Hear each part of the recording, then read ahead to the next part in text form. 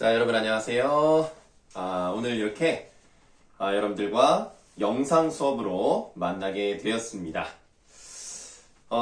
여러분들은 영상으로 수업하는 게 처음이죠. 그래서 좀 생소하게 느낄 수 있겠는데 우리가 요즘 너무 오미크론이 확산되고 좀 어수선한 상황이라서 오늘 이렇게 영상 수업으로 대체하게 되었습니다.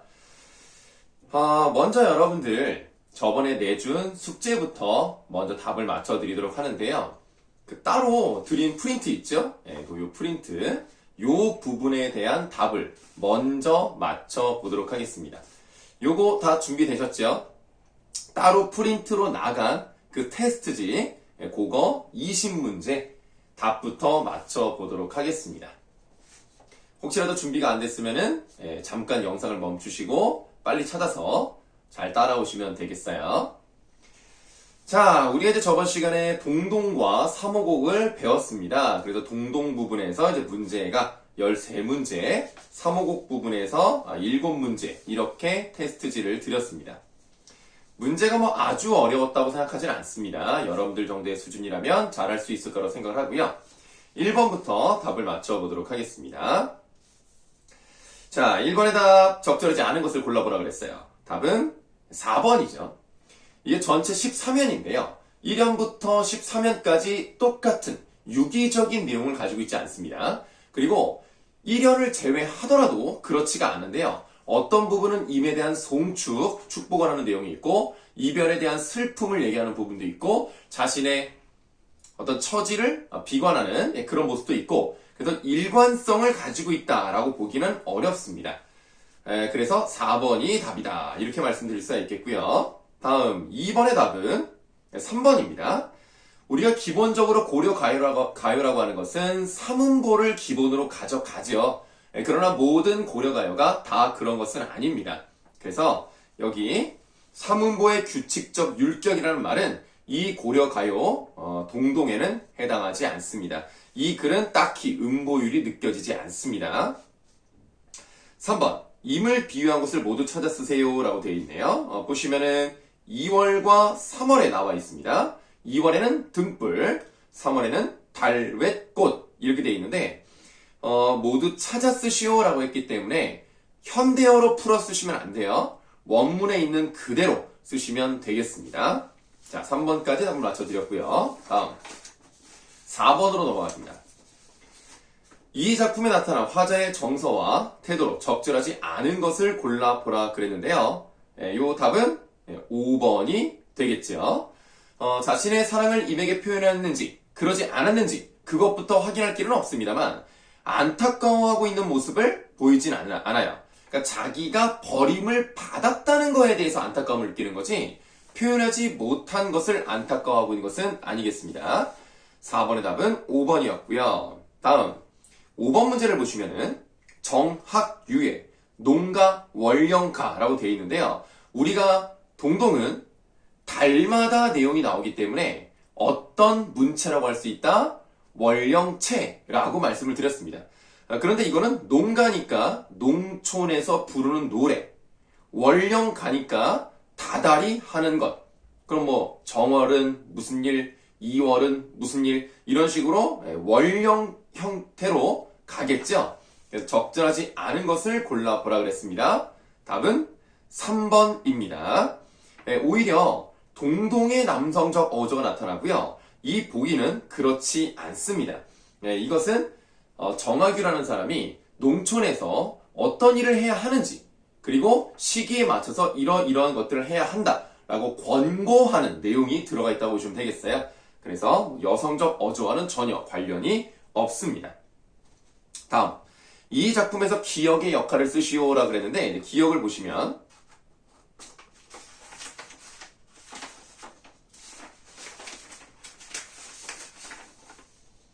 기억의 아의 동동달이라는 후렴구가 되겠네요. 이 후렴구가 나오면서 연을 구분해주고요. 그리고 운율 형성해주고요. 뭐 그런 내용이 들어가시면 되겠습니다.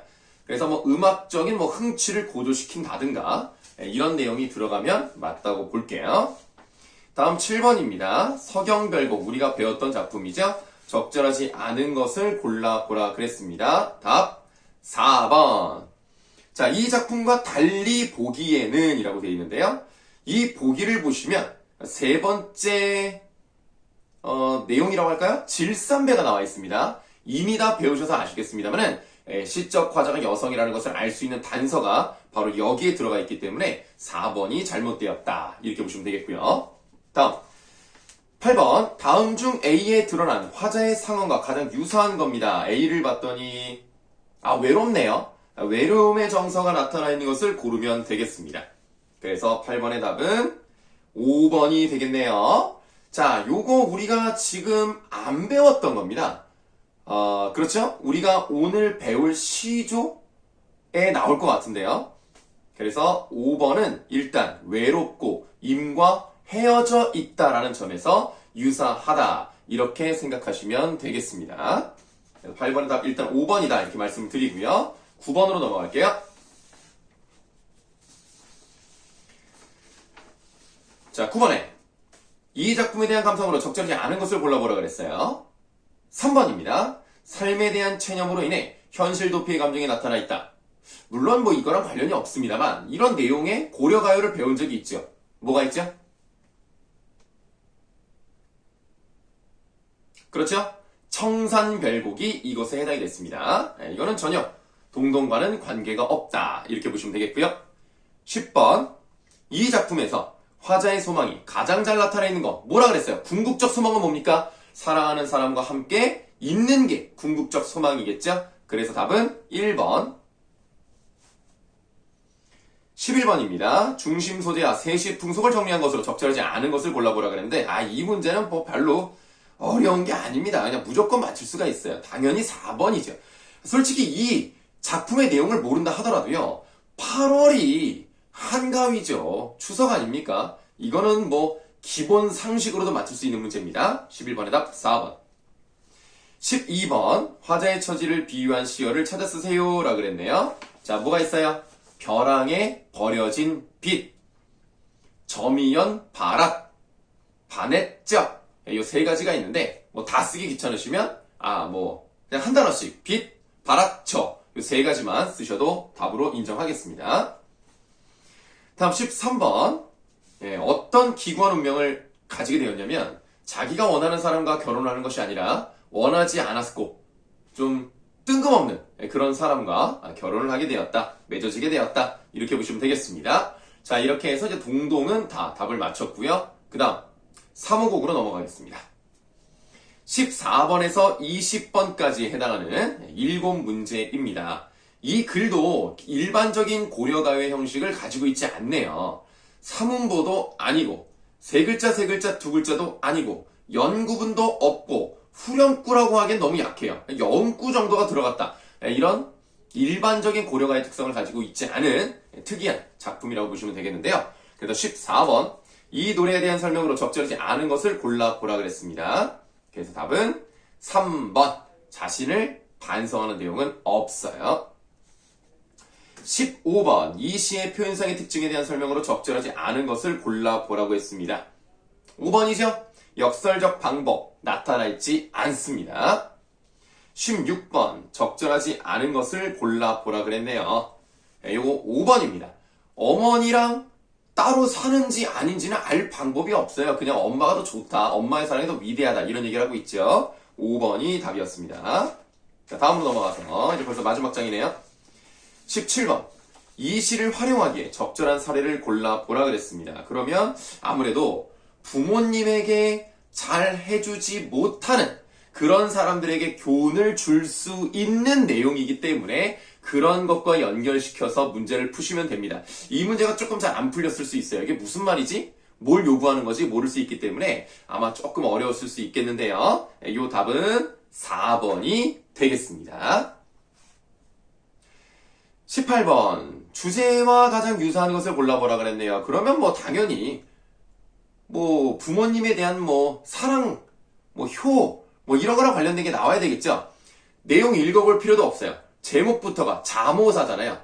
자애로운 어머니와 관련된 노래네요. 그럼 무조건 1번이죠. 그런데 여기서 1번은 어떻습니까? 황천이 아득하건만 이란 말이 나왔기 때문에 어머니께서 돌아가셨나 봅니다. 네, 그래서 뭐 상황 자체가 사모곡과 같은 것은 아니겠습니다만 어머니를 부르고 어머니의 사랑을 느끼는 그런 내용이라서 1번이 답이 되겠습니다. 19번 A와 B의 속성을 바르게 짝지은 건데요. A도 홈이고 B는 낫인데 홈이도 물론 날이 있죠. 뭐 어느 정도 뭐 예리하다라고 볼 수 있겠지만 낫에 비하면 상대적으로 무디다. 그래서 1번이 답이 되겠어요. 자, 이제 마지막 문제입니다. 시에 대한 설명으로 알맞지 않은 건데요. 이게 위 덩더둥성 이 부분이 후렴구라고 보기도 어렵고 연 구분도 하기 어렵잖아요. 그래서 답은 2번이 되겠습니다. 자, 여기서 혹시라도 질문이 있으시면은 여러분들 선생님 카톡으로 연락을 주시면 선생님이 최대한 성의 있게 답변해 드리도록 하겠습니다. 아마 여러분들은 문제를 잘 맞추셔서 20문제 다 맞췄을 거라고 생각하고요. 혹시라도 그렇지 않더라도 여러분들 다시 한번 복습하시면서 정리하시면 여러분들에게 좋은 학습이 되었을 거라고 생각을 합니다. 자, 그러면 이제 요거는 이제 마무리를 하도록 하고요. 이제 원래 우리가 보고 있던 교재도 숙제가 있었죠. 그 숙제 부분에 답을 또 맞춰 보도록 하겠습니다.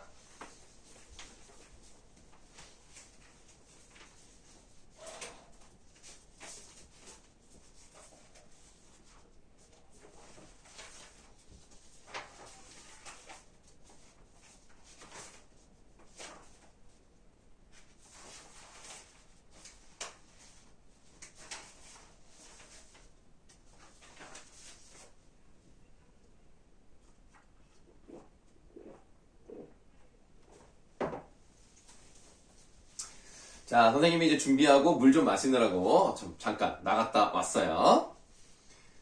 자, 우리가 이제 동동 부분에 문제가 뭐 1번부터 있습니다만은 우리가 1번, 2번, 3번은 여러분들이 한번 찾아보시면 되고요.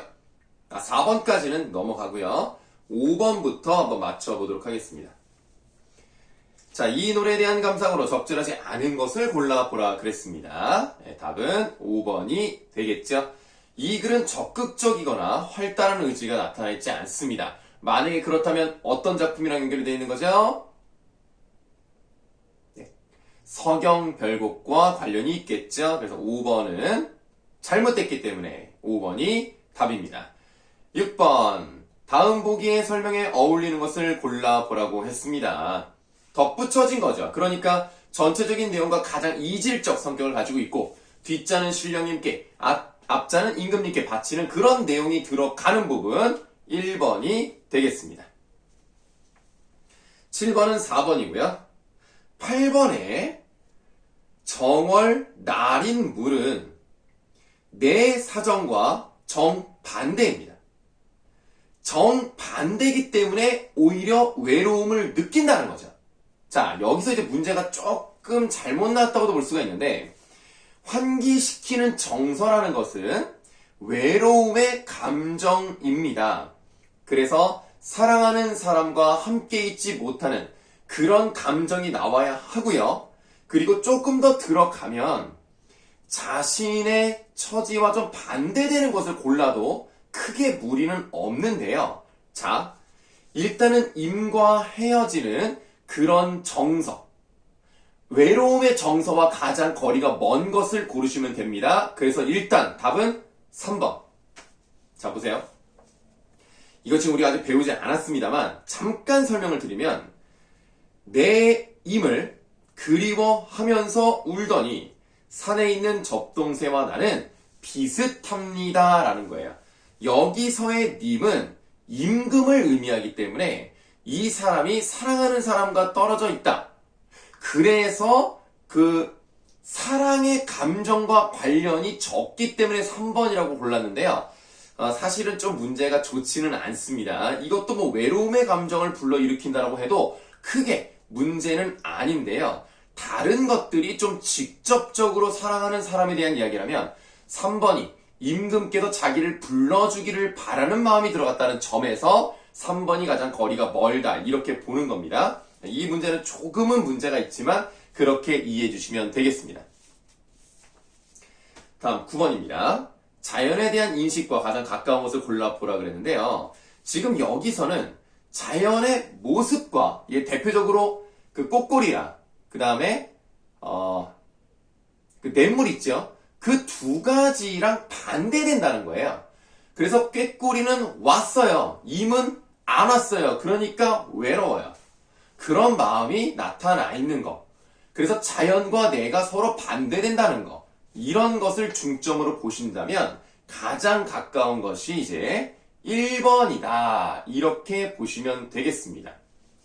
삼춘화류 호시절에 경물이 시름없다 이거예요. 아무리 경치가 좋으면 뭐합니까?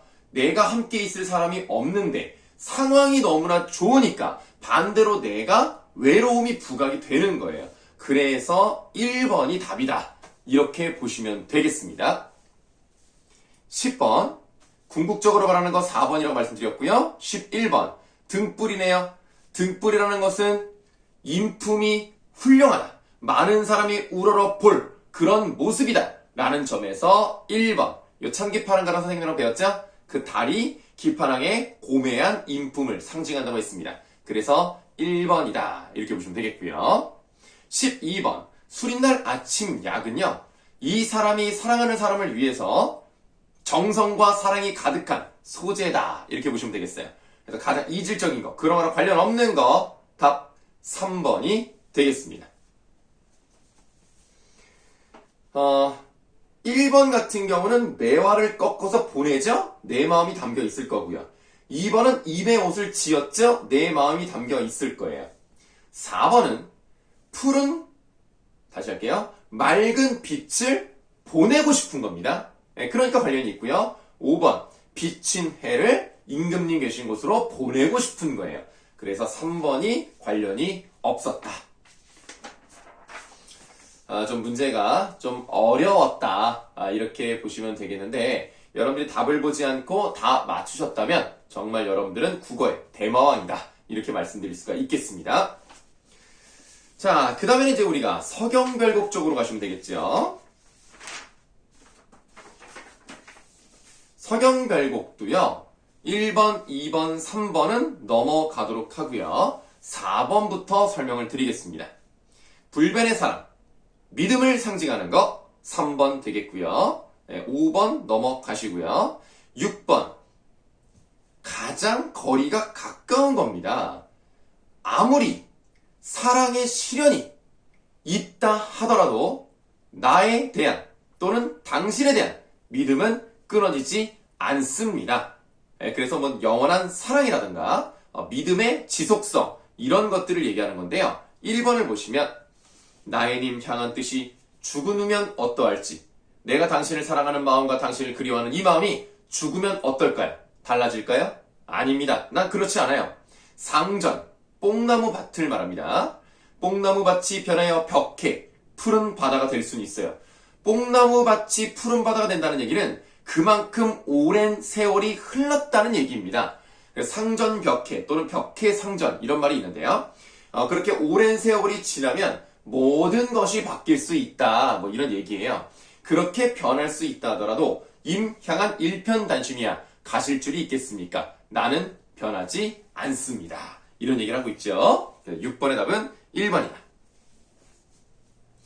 자, 다음 7번. 서정적자의 정서 표출 방식과 가장 유사한 것을 골라보라 그랬습니다. 이거 설명 잘 들었으면 그냥 무조건 답을 맞추는 거예요. 그대로 이 사설시를 예를 들었습니다. 원망을 표출해야 되는데 이 임을 원망할 수는 없잖아. 직접적으로 비난할 수가 없기 때문에 대신 화풀이의 대상이 필요하다. 그게 바로 여기서 사공이었고 사설시에서 개였다. 1번이 답입니다. 8번. 사면의 꽃과가 그 의미가 같은 시여. 그 꽃은 대동강 건너편에 있는 거고요. 내가 아닌 다른 여자를 의미할 수 있다라고 말씀을 드렸어요. 그러니까 이 꽃은 다른 여자를 의미하고 임께서 다른 사람에게 마음을 주는 것을 의미할 수 있단 말이야. 그래서 기역인데요. 요것도 나중에 기회가 되면 배우실 겁니다. 3355 끼리끼리 모이는 거예요. 야유원 기생집 정도로 해석을 합니다. 새 사람이 나왔단 말인가? 새로운 기생에 대한 이야기라고 생각을 하시면 되겠어요. 그래서 기역이 답이 되겠습니다. 9번. 답 5번이죠. 가시리는 임과의 재회를 체념하고 있는데요. 아니죠. 잘못했죠. 다시 만나기를 소원합니다. 그게 마지막에 직접적으로 나와요. 가시는 듯 돌아오쇼쇼. 그렇기 때문에 체념하고 있지는 않습니다. 그리고 당연히 서경별곡도 재회를 포기한다 뭐 이런 내용은 알 수가 없죠. 5번이 답이 되겠습니다. 10번. 서경별곡에 나타난 전통적 율격은 삼음보입니다. 그 삼음보와 거리가 가장 먼 것을 고르시면 돼요. 그게 4번입니다. 다른 것들은 삼음보가 잘 되고요. 2번이 조금 이 사선이 잘못되어 있어서 좀 헷갈릴 수 있는데요. 내 마음에 어딘 듯 한편에 요렇게 끝이죠? 끝없는 강물이 흐르네. 돋쳐오르는 아침 날빛이 빤질한 은결을 돋워내. 김영랑 씨니까 상당히 부드러운 것을 느껴볼 수 있어요. 그래서 삼음보와 거리가 가장 먼 것은 4번 되겠습니다.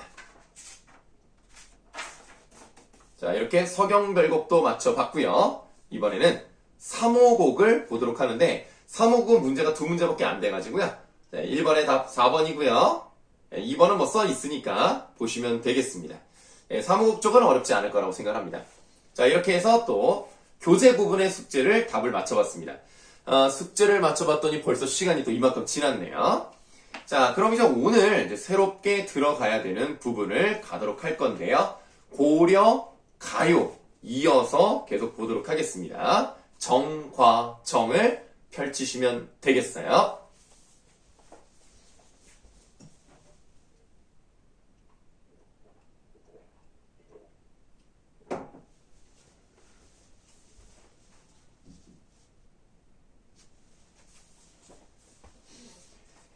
네, 자, 정과정이라는 작품을 한번 보도록 할 텐데요.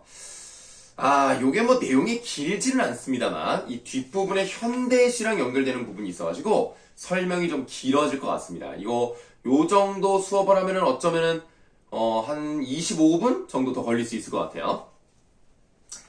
일단 우리가 이 글의 배경 지식을 한번 쌓아보고 가야 돼요. 1번부터 보세요. 그 본문의 밑에 보시면 1번. 고려 의종 때 정서가 사람 이름입니다.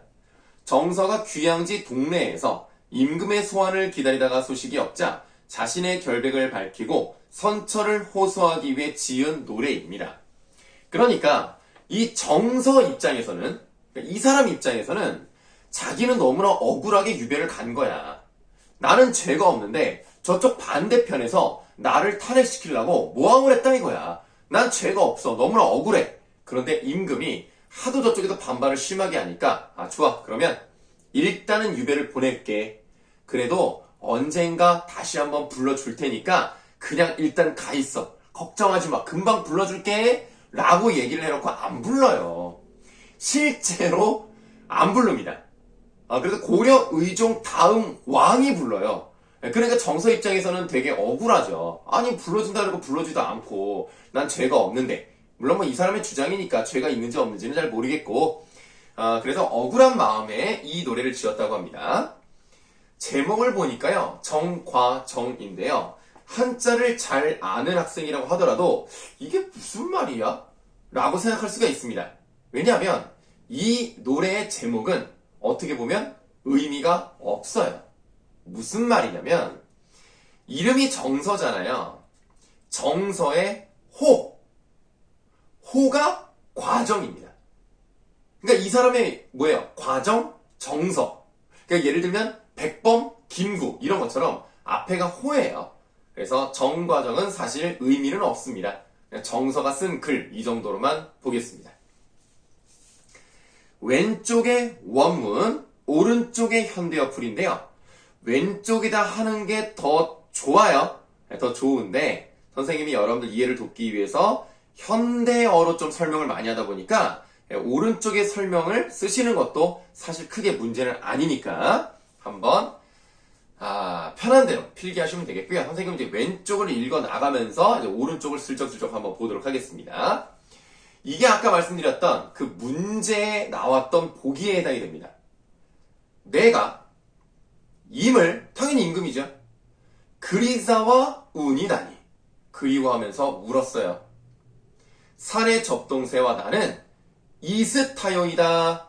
비슷합니다. 라는 뜻이에요. 그래서 여기서 중요한 거. 접동새에다가 네모를 하시겠습니다.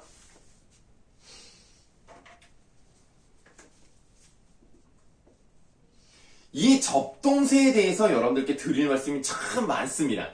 이 접동새에 대해서 1학년 때 배웠을 수도 있겠습니다만 혹시 모르니까 설명을 좀 자세히 해드리도록 할게요. 우리가 고등학교 문학에서는 접동새를 빼놓고 얘기하면 안 돼요. 접동새는 무조건 아셔야 합니다. 일단 우리가 좀 간단한 것부터 필기를 해볼게요. 접동새와 나는 비슷하대요. 그러면 나와 같은 감정을 가지고 있겠죠. 그러니까 뭐라고 써야 돼? 감정이입의 대상이다. 뭐 이건 어렵지 않죠? 할만하죠? 그래서 이거는 좀 넓게 봤을 때는요. 객관적 상관물이다 라고 볼 수가 있습니다. 알고 계시죠? 객관적 상관물이라는 것은 시적 화자의 정서를 불러일으키는 요소다. 그런데 그 객관적 상관물 속에 감정이입이 들어가 있기 때문에 얘가 더 범위가 큰 거예요. 그래서 감정이입을 객관적 상관물이라고 하는 것은 맞아요. 객관적 상관물을 감정이입이라고 하는 건 아닙니다. 우리가 황조가를 배웠었죠? 황조가의 꾀꼬리가 나오는데 그 꾀꼬리가 외롭다는 내용은 나오지 않아요. 그러니까 감정이입은 아닙니다. 그러나 나와 반대되기 때문에 그런 외로운 감정을 불러일으켰다면 그러면 객관적 상관물로 볼 수 있다 그랬죠? 얘는 감정이입이면서 객관적 상관물입니다. 자, 그 다음에 이 접동사라는 것이 이제 어떤 동물이고 무엇을 상징하는지를 이제 보셔야 된다는 건데요. 이게 중요합니다. 두 가지 얘기가 있어요. 자, 첫 번째, 우리나라 이야기부터 하겠습니다.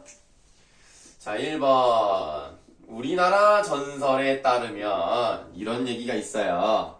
어떤 여자가 있었습니다. 그 여자의 이름은 없고 A라고 지칭을 하겠습니다. 이 여자의 동생이 남동생이 9명이에요. 와, 남동생이 어마어마하게 많죠? 그러니까 10남매예요. 근데 원래 옛날 얘기 보시면 꼭 엄마가 어떻게 돼? 원래 친엄마가 죽어. 그러면 그 다음에 또 그냥 레퍼토리 나오죠? 뭐예요?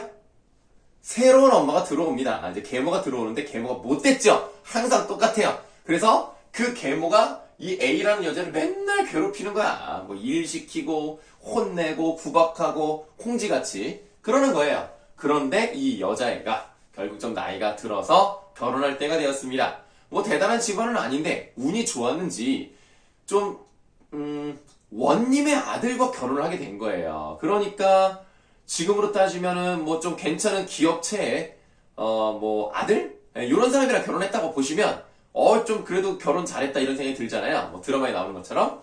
그런데 이상하게 아무 이유도 없이 이 계모가 이 여자가 질투가 나는 거야. 아, 진짜 별것도 없는 애가 어떻게 저렇게 좋은 남편을 만나? 짜증나네. 아, 열받네. 어떻게 하면 되지? 하고 생각을 하다가 나쁜 마음을 먹고 없애버려야 되겠다. 그래서 집으로 하루 불러요. 그래서 집으로 딱 불러가지고 옷장 있죠. 그 옷장에다가 아니 여기 옷장 속에 뭐가 있는 것 같은데 잘 안 꺼내진다. 그 무거워서 그런가 본데 좀 이거 좀 들어가서 꺼내줘. 하는데 이게 무거워서 안 꺼내지는 거야. 그러니까 얘야 여기서 꺼내면 안 되고 이렇게 들어가서 꺼내야 안쪽에서부터 잡아당겨야지 해서 예 알겠어요 어머니 하고 이제 들어가서 꺼내려고 하는데 문을 닫아버려. 잠그는 거야. 그래서 어머니 왜 그러세요? 하고 막 두드리는데 갑자기 이 여자가 이 계모가 옷장에다 불을 지르는 거죠. 그래서 결국 죽었다. 집이 다 탔을 거 아닙니까? 그럼 쟤만 남았겠죠. 근데 그 쟤에서 갑자기 푸드득 하더니 뭐가 나왔어? 접동새가 나온 거예요. 그래서 이 접동새가 낮에는 못 들어. 왜냐면 낮에는 계모가 깨어있으니까 무서워서 낮에는 못 들고 밤에만 여기저기 돌아다니면서 동생들 보고 싶어서 접동 이렇게 운다고요. 그 진짜 들어보시면 정말 접동 이렇게 우는 건 아니지만 뭐 섭승섭승 뭐 이렇게 울어요. 네, 나중에 들어보세요. 근데 접동새라는 것은 그럼 뭐를 상징합니까? 한의 정서를 담고 있다. 예, 요게 중요합니다. 그래서 접동새는 한과 연결되고요. 고전에 나오는 또는 뭐 현대시에 나오는 접동새의 95% 이상은 다 한의 정서, 슬픔의 정서랑 연결이 되니까 일단 나왔다 하면 그냥 무조건 한의 정서 가시면 됩니다. 알겠죠? 자, 그 다음에 두 번째. 이건 중국 이야기예요. 중국에 어떤 나라가 있었냐면 중국에도 뭐 여러 나라가 많았잖아. 촉이라는 나라가 있었어요. 이 촉 나라에도 뭐 나라 왕이 있을 거 아닙니까? 그 왕의 이름이 망제예요. 이름부터가 약간 좀 망할 삘이죠. 망제인데 이 망제가 정치도 잘 못하고 욕심도 부리고 이런 좀 못난이였단 말이야. 그런데 뭐 나라가 뭐 이렇게 있으면 이 변방 지역에 뭐 예를 들면 자꾸 누가 쳐들어온다던가 이러면 장수를 보내서 여기를 막아야 되잖아요. 그래서 이때 충망받는 장수를 보냅니다. 그 장수를 이제 B라고 할게요. 그 B라는 장수를 딱 보내요. 그런데 이 B가 결혼을 했단 말이야. 그럼 아내가 여기 남아있을 거 아니야. 아, 이 망제란 놈이 나쁜 마음을 먹고 그 아내를 성으로 데려와서 자기 아내로 삼아버리는 거야. 아, 이 나쁜 놈이 있나. 그래서 이제 이 B라는 사람이 싸우면서 이기고 돌아와요. 그냥 백성들이 야, 누구 장수 만세, 누구 장군님 만세 막 이랬을 거 아니야. 그 모습을 망제가 딱 보니까 무서운 거야. 백성들의 신임이 두텁고 존경을 받는데 나는 이 사람의 아내를 빼앗고 특히 얘는 또 싸움도 잘할 거 아니야. 이거 나 죽는 거 아니야? 무서워가지고 도망가 버려요. 도망가서 다른 나라로 가버립니다. 그 다른 나라로 가가지고 어떻게 할까 하는데 돌아가고 싶잖아. 돌아가고 싶은데 돌아갈 수가 없어. 그래서 총나라로 돌아가고 싶다. 그게 뭐야? 총나라로 돌아가고 싶다. 라 그래서 귀촉도라고도 하는 겁니다. 그래서 여러분들 접동새와 귀촉도는 같은 겁니다. 하나 더 말씀을 드리면 두견새라고도 하는데요. 아까 이 귀촉도가 접동새라 그랬잖아요. 이 접동새가 그러니까 그 황제가 요 망제가 이제 결국은 돌아가지 못하고 죽어요. 그리고 그 죽어서 접동새가 됩니다. 그래서 이제 귀촉 이렇게 우는 거야. 돌아가고 싶으니까. 맨날 울어. 맨날 우니까 목에서 피가 나서 피를 토할 정도로 울다가 죽거든요. 그래서 피가 뚝 떨어져가지고 그 자리에서 뭐가 자라요? 그 붉은색 계열의 우리나라 봄에 자주 피는 철쭉과 비슷한 뭐가 있죠? 진달래꽃이 있죠? 그 진달래꽃이 자란 거예요. 그래서 그 진달래꽃의 이름이 뭔지 알아? 한자로 두견화야. 그래서 접동새, 귀촉도, 두견새 이 세 개는 다 같은 거예요. 뭐가 나와도 다 우리가 알아먹고 한의 정서다라는 것을 알고 계셔야 된다는 겁니다. 그러니까 이런 단어들 아는 것만으로도 이 시적 화자의 정서를 짐작해 볼 수 있다니까 얼마나 중요합니까? 이거는 여러분들 오늘 잘 배우셨어요. 예, 이거 꼭 기억하셔야 됩니다. 앞으로 남은 2년 동안 기억하셔야 돼요. 자, 이 접동새 하나 설명하는데 이렇게 오래 걸렸네요. 하지만 꼭 알아야 되는 지식이었기 때문에 우리 시간을 쓰는 것도 좋았어요. 자, 그러면 접동새부터 계속 읽어 나가도록 하겠습니다. 접동새와 나는 비슷합니다. 아, 뭔가 억울하다는 얘기죠. 아니시며 거칠으신 날, 아으와 같은 여음이 들어가 있는 거 확인하시면 되겠고, 아니다 이겁니다. 나를 뭐하며? 그 말 아닙니다. 거칠으신 줄, 거짓된 줄을 내가 아니고 거짓된 줄을 잔월효성이 알아시리이다. 잔월효성에다가 내가 맞출게요. 이 잔월효성의 직접적인 뜻은 밑에 안 나와 있죠. 네, 이게 지는 달 그리고 새벽별 이런 뜻이에요. 그러니까 여기서 말하는 달과 별은요, 어떤 그 네이처한 그런 요소가 아닙니다. 그냥 자연 그대로의 얘기가 아니고요. 얘네들은 내가 잘못이 없는 것을 공정하게 심판하고 내 마음을 알아주는 천지신명과 같은 겁니다. 천지신명. 그래서 이 단순한 자연물은 아니다. 내 마음을 알아주는 것이다. 그래서 잔월효성이 알 것입니다. 넋이라도 임은 한데 뉘어져라. 이것 보세요. 넋이라도 내 영혼, 내 정신, 내 소울, 이 정신만이라도 내 영혼이라도 임과 한 곳에서 함께죠? 한 곳에서 뉘어나왔지. 뉘어나오면 어떻게 쓰라 그랬어? 살다 또는 가다라 그랬어. 살고 싶구나. 이 부분이 여러분들 동동에 나와 있는 함께 살고 싶다는 궁극적 소망 나오는 부분 있죠. 그거랑 비슷합니다 지금.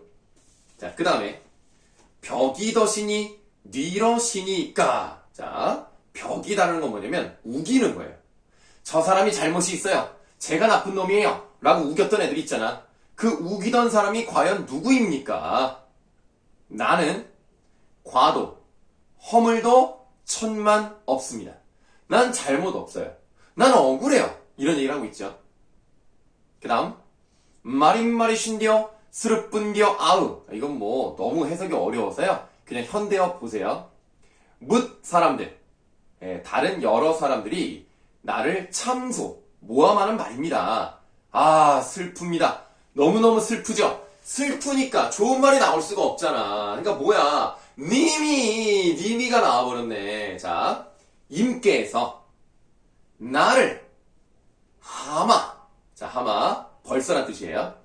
벌써 잊으신 겁니까? 자, 그러니까 지금 이 부분 뭐예요? 나 부르겠다며. 아니, 부른다 놓고 왜 안 불러? 그래서 다시 부르겠다는 약속을 다시 한번 생각나게 하는 거야. 약속을 환기하는 부분이고요. 정말 나를 부르려고 하는 거 맞아요? 그런 마음에서 나 유배 보낸 거 맞아요? 라고 하는 의구심의 표현이다. 이렇게 볼 수가 있네요. 아소디마. 이거 봐. 이 부분이 지금 마소서 이미시여 이렇게 해석이 되어 있는데요. 그냥 아소디마를 감탄형으로 보시는 것도 괜찮습니다. 그냥 이미시여 뭐 이런 거 있죠. 이렇게 해석을 해도 돼요. 도랑 돌이켜, 들으샤 들으시고, 괴오쇼셔 괴다 나왔죠. 뭐라고요? 사랑하다. 그래서 그 사람들의 말 듣지 마시고 마음을 돌이키셔서 내 말을 듣고 다시 사랑해 주세요. 다시 나를 궁중으로 불러주세요. 나 정말 충성 다할 수 있습니다. 이런 얘기라고 보시면 되겠네요. 그래서 이 부분, 이 마지막 부분에다가 요것만 하나 쓸게요. 이 마지막 부분이 주제 9에 해당이 된다. 이렇게 보시면 됩니다. 자, 이렇게 우리가 이 정과정이라는 작품을 봤는데요. 이게 좀 여러 가지 표현 기법도 있고 한 번쯤 배울 만한 그런 작품이라고 생각을 합니다. 이거 자꾸 칠판이 왜 이러지? 이렇게 잘 안 나오네요. 자, 그런데 우리가 여기서도 뭐를 또 보셔야 되냐면 이 정과정의 원문이 몇 줄인지 한번 세보세요.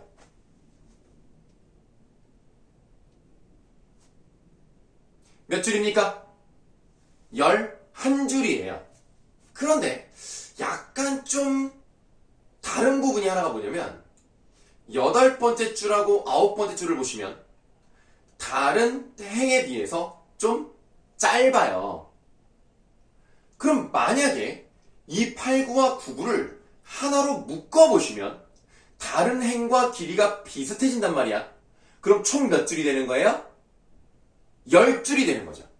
자, 10줄이 돼 있고 그 다음에 원문이 하나, 둘, 세 단계로 나눠져 있다는 걸 볼 수가 있습니다. 또 마지막 부분에 감탄사로 시작한다는 부분, 이런 점을 봤을 때 뭐랑 비슷하다는 생각이 들어요? 뭐라고요? 그렇죠? 19체 향가와 유사하구나 라는 것을 느껴볼 수 있습니다. 오, 그러니까 혹시 이 정과정도 향가와 연결되는 건 아닐까? 이런 생각이 든다는 거죠. 그래서 뭐라고 하냐면, 자, 우리 밑에 2번 성격을 보시면 향각의 시가란 말이 나왔어요. 그거 밑줄 좀 하세요. 그러니까 고려 가요의 일반적 특성이 없잖아요.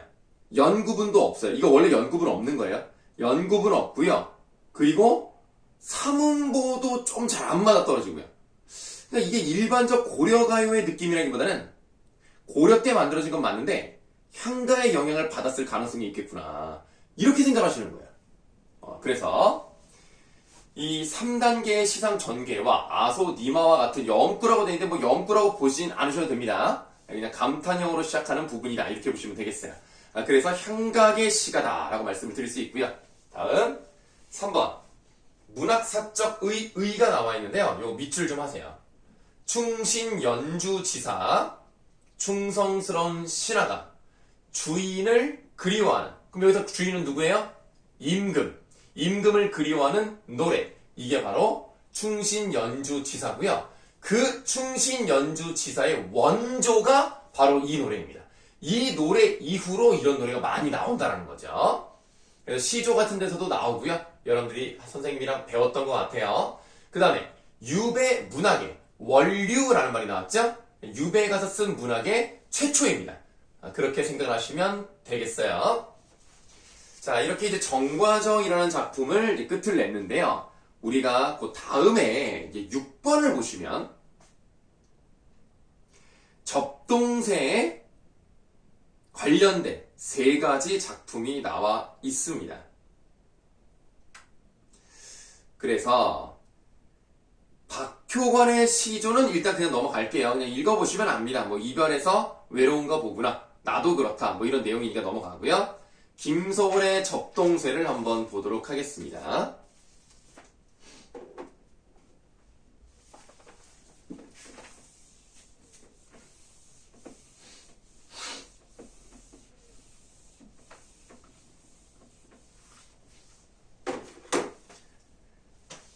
자, 지금 선생님이 녹화를 하고 있는 시간은 토요일 오후 12시 45분입니다. 그래서 지금 해가 좀 잘 비쳐서 그래도 나름 밝게 얼굴이 나올 거예요. 여러분들에게 지금 녹화를 하고 있고, 이 녹화 영상이 다 끝나면 여러분들에게 볼 수 있는 방법을 알려드리도록 하겠습니다. 선생님이 이걸 이제 다 찍어서 유튜브에 올리면 여러분들이 그 링크 따라가서 보시면 되는 거예요. 가급적 이제 시간을 맞춰서 이제 보면 되는 건데, 뭐 이미 보고 있겠죠. 예. 지금 시간이 여러분들 수업 듣기 하루 전입니다. 자, 그러면 이제 김소월의 시를 한번 보도록 할게요. 접동, 아우레비 접동, 이러네요. 자, 일단은 우리가 읽은 이 부분이 어떤 것과 유사합니까? 접동새가 우는 소리와 유사하다고요. 진짜 한번 나중에 들어보세요. 비슷합니다. 자, 그래서 일단 이 부분은 의성어가 사용이 됐고요. 그 다음 접동, 아우랩이 접동이니까 AABA의 구조가 사용되었습니다. 그래서 운율을 형성한다는 것을 알 수가 있는데요. 아우랩이 접동이라는 부분은 접동새 울음소리다 라고 보셔도 물론 되는데요. 조금 더 의미를 부여해 본다면 아까 그 여자의 남동생들이 몇 명이라 그랬어? 9명이라 그랬죠? 그래서 지금 이 아우랩이라는 것은 9명의 오라비, 요거를 합치는 거예요. 그래서 아우랩이, 그래서 여기가 이제 9명의 남동생을 의미하기도 합니다. 진두강 가람가에 살던 누나는 진두강 앞 마을에 와서 웁니다. 옛날 우리나라 먼 뒤쪽에 진두강 가람가에 살던 누나는 의부더미 시샘에 죽었습니다. 이렇게 비극적 죽음을 맞이했다는 것은 설화를 알고 보니까 이해가 너무 잘 되죠. 사연입니다. 누나라고 불러보랴 오 불서러. 그러면 시적 화자가 9명의 동생 중에 한 명이었을 가능성도 있네요.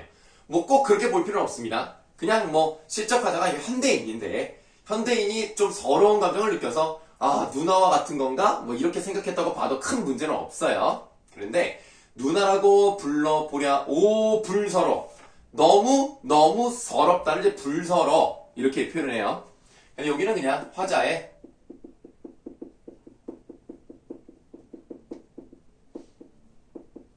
주관적 정서가 표출되어 있다.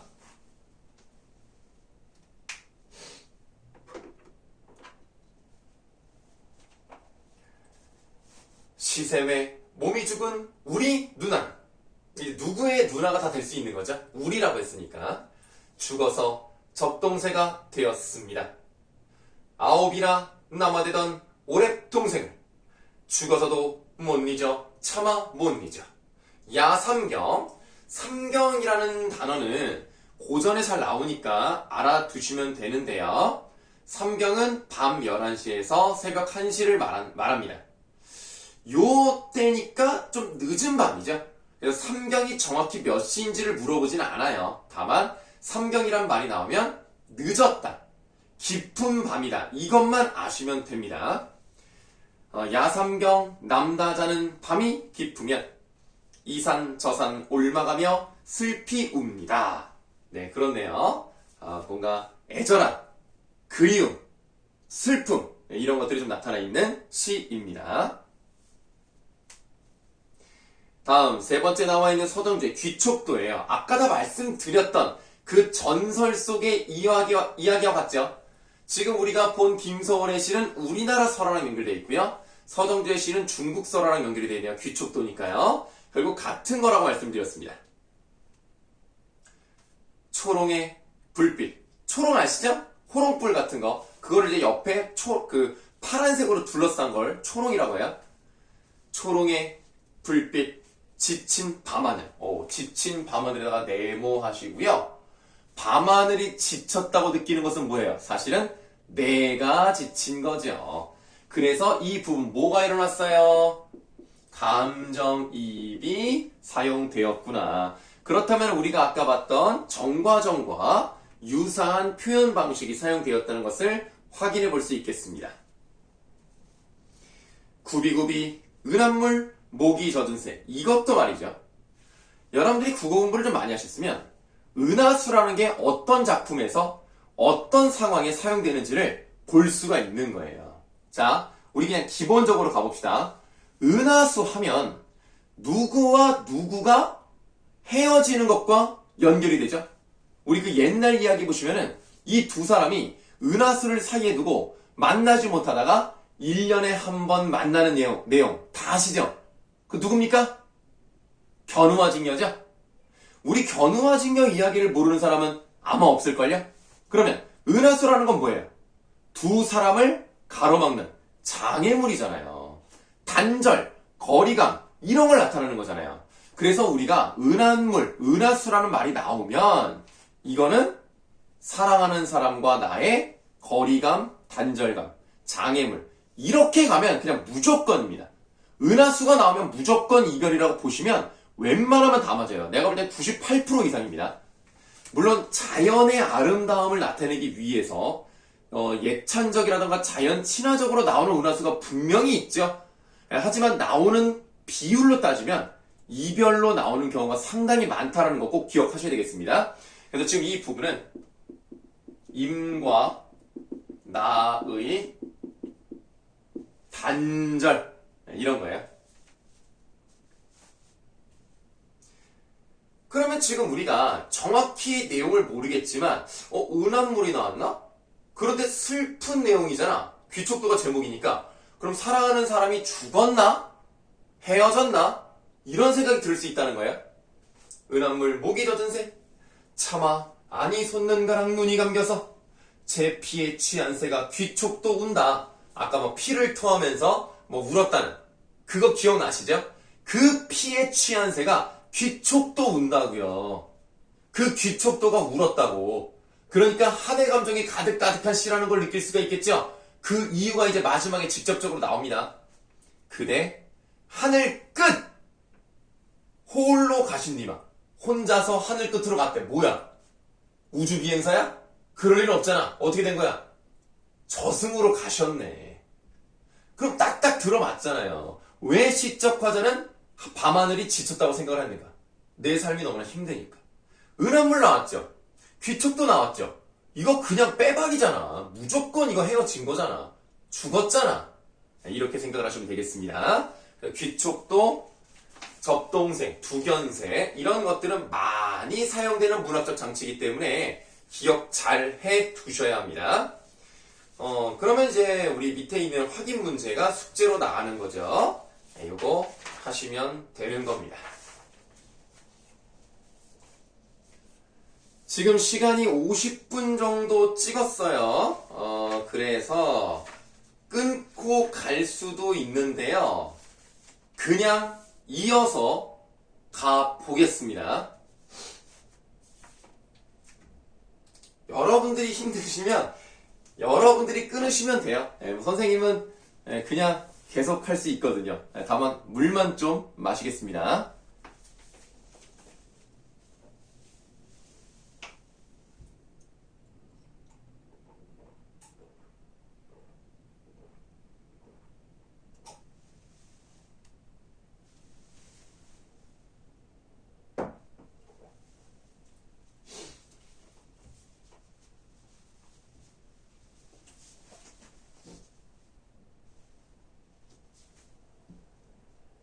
글씨 잘 보이죠? 네.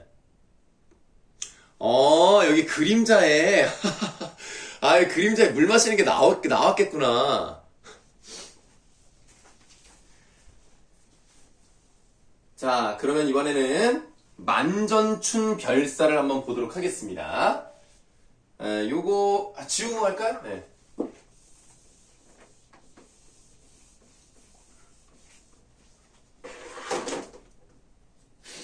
지금 이 방이 온도가 지금 24도예요. 그래서 조금 덥네요. 여러분들 뭐 다른 소리 들어갈까봐 지금 창문도 안 열고 지금 수업을 하고 있습니다.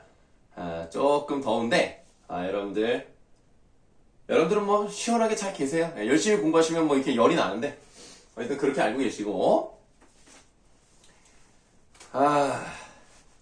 만전춘별사 보도록 하겠습니다. 이거는 왼쪽에 원문, 오른쪽에 현대어 풀이가 되어 있는데요. 필요한 부분만 원문에 필기하시고 현대어 쪽에다가 필기를 하는 것도 괜찮을 것 같아요. 이거는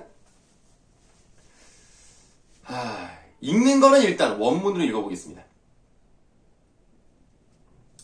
여름 잘못 읽었네요.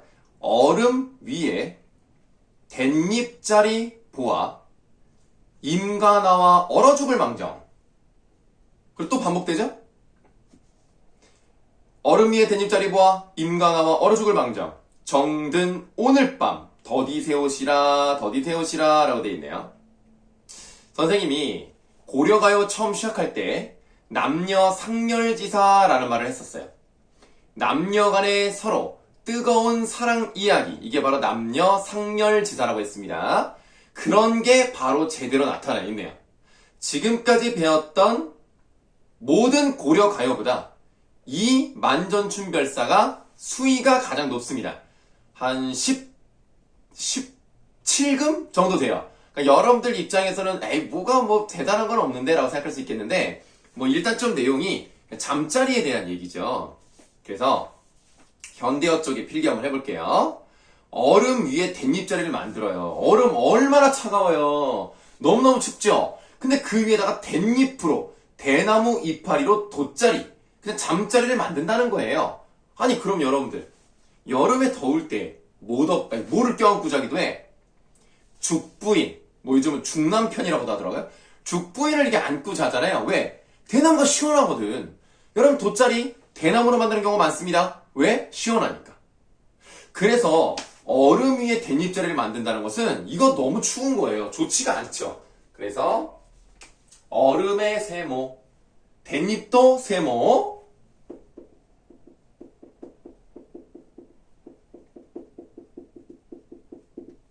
자, 좋지 않은 잠자리를 의미할 수 있습니다. 용비야, 잘 듣고 있는 거지? 지금 선생님이 실시간 수업은 아니지만 잘 듣고 있으니까, 그치? 자, 만약에 지금 내 수업을 잘 듣고 있으면 용비, 선생님한테 잘 듣고 있다고 카톡 보내줘. 문자를 보내든, 네, 문자나 카톡 아무거나 보내주세요. 자, 얼음이의 댄잎자리 만들어. 임과 내가 얼어 죽을 망정. 네, 같은 건 이제 읽지 않겠습니다. 정나는 오늘 밤 더디 셋이라 더디 셋이라. 그러니까 아무리 춥고 얼어 죽어도 나는 이 밤을 오래오래 임과 함께 하겠다. 그래서 그만큼 간절하고요. 적극적이다. 이렇게 생각하시면 되겠어요. 자, 이번에는 이연을 보도록 하겠습니다. 지금 이 만전충별사는 후렴구가 뭐 없다고 봐야 되겠죠? 매연 반복되는 건 없고 지들끼리만 반복이 되고 있어요. 그런데 이연은 또 지들끼리도 반복이 안 되네요. 왼쪽을 먼저 보실게요. 경경 다음에 사선, 고침상에 사선, 어느 잠이 사선, 오리요 사선. 자, 일단 사선 쳤고 내용 들어갑니다. 뒤척뒤척 외로운 침상에 어찌 잠이 오겠는가.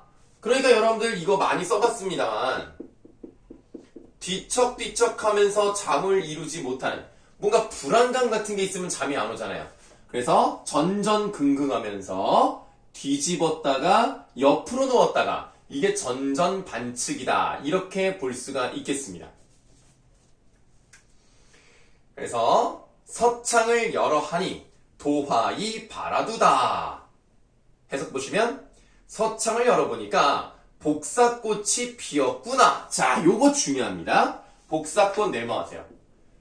우리가 도화가 나오면 웬만하면 어느 쪽으로 가시면 돼요? 무릉도원으로 가시면 되는데 지금 이 내용은 보니까 뭔가 갑자기 이상형을 꿈꾸는 그런 내용이 아니라 이 복사꽃이 어떻대요? 시름이 없어서 소춘풍 하나다 소춘풍 하나다. 그러니까 얘가 봄바람을 비웃어요. 하하, 아무리 불어봐라 내가 떨어지나. 또는 야, 나는 따뜻한 데 있는데 너는 왜 이렇게 외롭냐? 요런 느낌으로 볼 수 있다고. 그러니까 복사꽃이 여기서는 무릉도원, 이상형이랑 전혀 관련이 없는 거예요. 요 부분은 뭐라고 봐야 되겠습니까? 오히려 시적 화자의 외로움을 심화시키는, 뭐라고 봐야 된다고? 시적 화자의 정서를 불러일으키는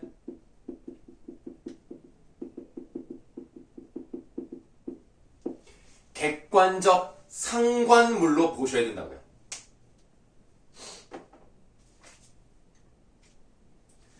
그래서 여기 복사꽃은 좀 중요합니다. 네. 자, 지금 우리 사선근거에 대해서는 아직 설명 안 드린 거예요. 이따가 들려드릴게요. 사면입니다. 넋이라도 님을 한대. 약간 대자비 느낌? 밑줄 한번 해봐. 넋이라도 님을 한대. 녀기경 녀기다니. 자, 넋이라도 임과 함께 지내는 모습을 그리더니 벽이 더시니 니러시니까. 이거 봐라 이거 봐라. 이거 아까 본 것 같은데. 또 밑줄 해볼까요? 벽이 더시니 니러시니까. 이거 어디서 봤어요?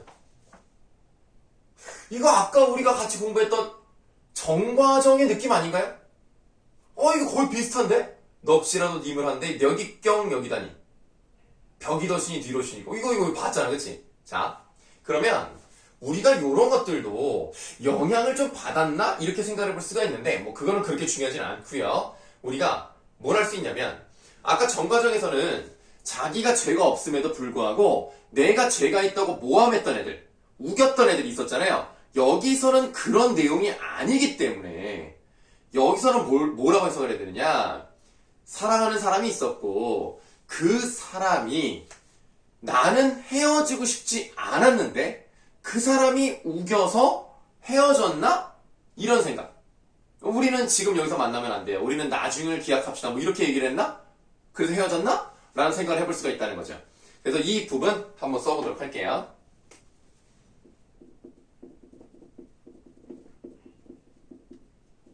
임과의 이별이